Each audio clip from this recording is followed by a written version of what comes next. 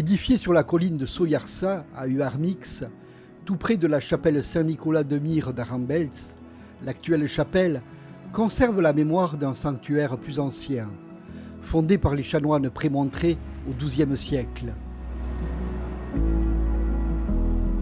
Au cœur de la Basse-Navarre, ce lieu singulier associe légende, ferveur populaire et tradition jacquaire sur l'un des chemins de Compostelle.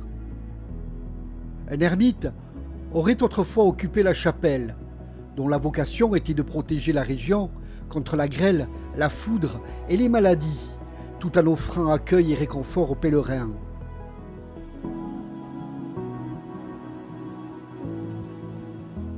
Plus tard, un violent incendie détruisit les bâtiments. Pourtant, au milieu des cendres, on découvrit une statuette de la Vierge demeurée intacte.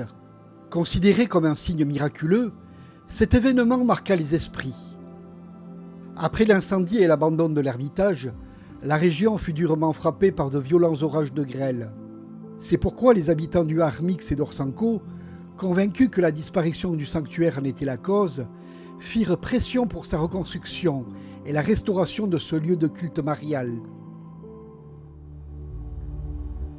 Sur le linteau de l'édifice, une inscription en basque peut se traduire ainsi : « Seigneur, préservez-nous des fléaux dévastateurs.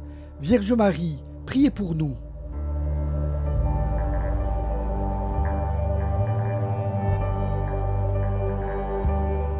Aujourd'hui encore, la chapelle de Soyarsa demeure un lieu de pèlerinage et de recueillement.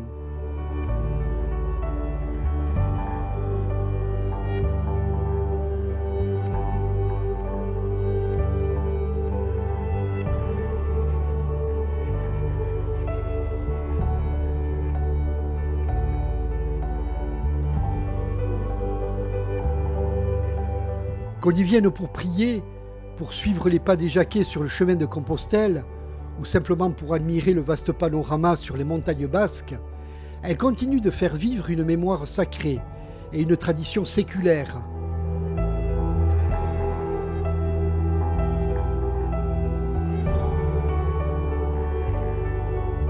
Située non loin de Saint-Palais, étape incontournable des pèlerins sur la Via Podiensis, elle s'inscrit pleinement dans cette grande route spirituelle menant à Saint-Jacques de Compostelle.